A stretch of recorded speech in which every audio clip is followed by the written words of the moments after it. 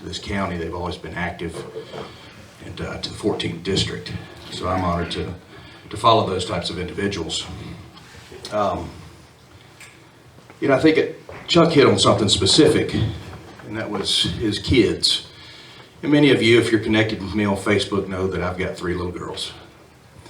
And thank you for the show of hands. And they are a product, I wish I could claim it, but they are a product of my beautiful wife, Heather. And so over the last 4 years, I was elected in 2012, over the last 4 years,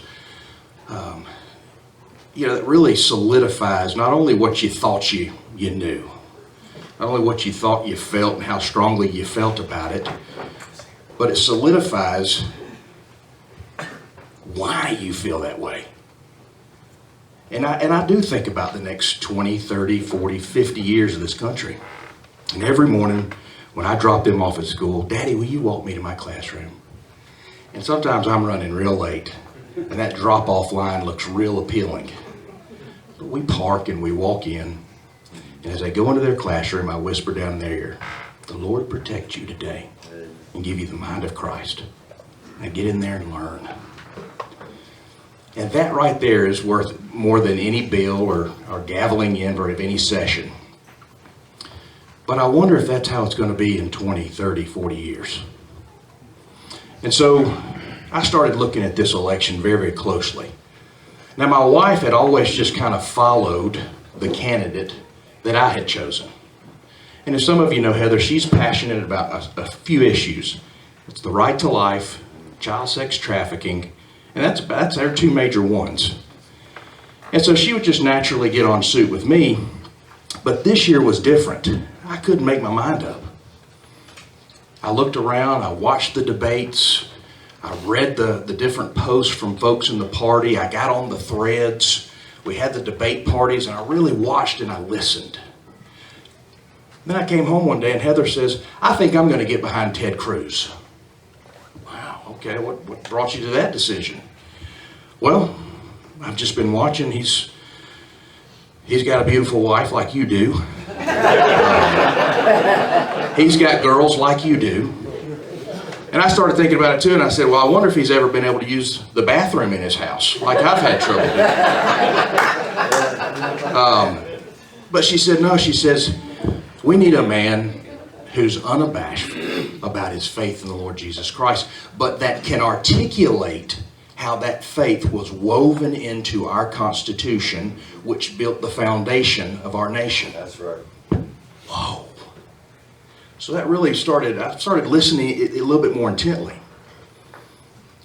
And I started reading some background. In the 1950s, a man by the name of Cruz escaped from being tortured and imprisoned in Cuba. Fled to the United States. Met and married a woman who was from Delaware by the name of Eleanor. He ended up in Texas, University of Texas. He's now a pastor, but they had a son named Ted.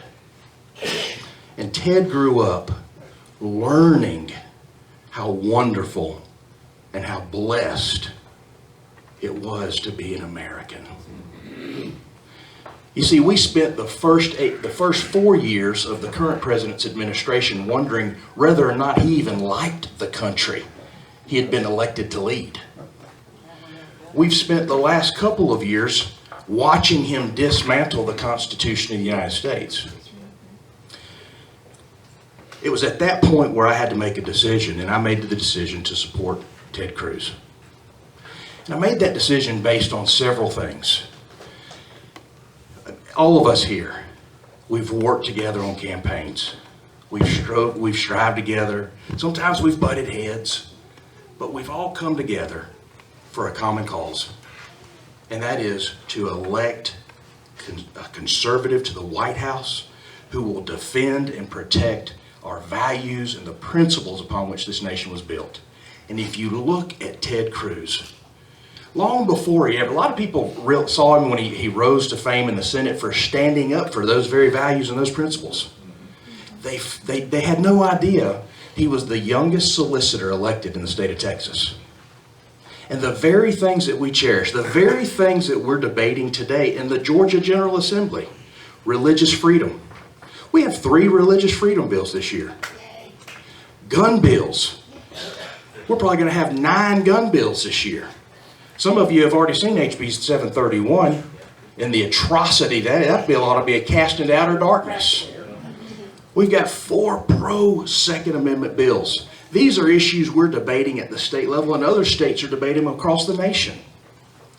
Ted Cruz, unprecedented, stood before the Supreme Court, filed 80 briefs before the Supreme Court, 43 oral arguments, an unprecedented 9 cases before the Supreme Court on those very issues, protecting our Second Amendment, defending our religious liberties, standing up for the U.S. Constitution's sovereignty against the UN and other world courts.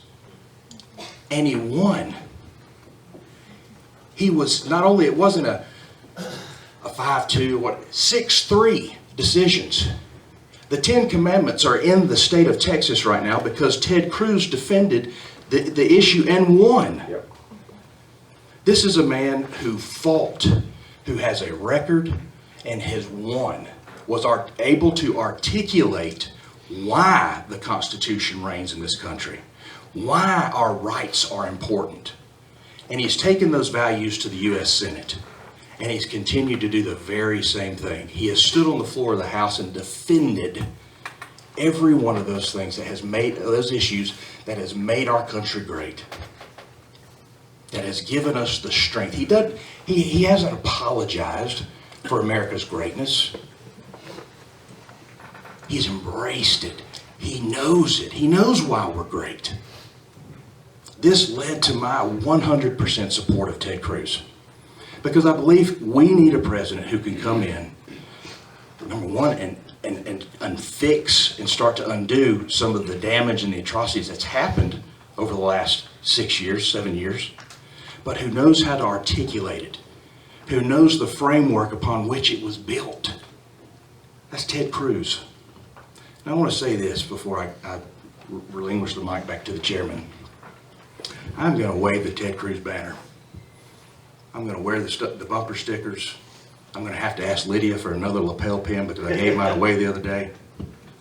I'm going to stand on the side with signs. But I'm also going to do this. Should he not, after all the work I'm going to put into it, not be our nominee, I'm going to get behind whoever is. I'm going to support the candidate that our party chooses, and I'm going to wear their bumper stickers, and I'm going to wear their signs, and I'm going to unite with everybody. There's not anybody in this room that I wouldn't lock arms with to see to it that our nominee is elected. You can count on it. But until then, I'm going to ask you to come over to Ted Cruz. And I'm going to ask you to vote for Ted Cruz on that primary day, because I think Ted Cruz can get our nation back on the track it needs to be on. He can articulate that message, and he can lead this nation. And I appreciate the opportunity to speak on that this morning, Mr. Chairman. Right.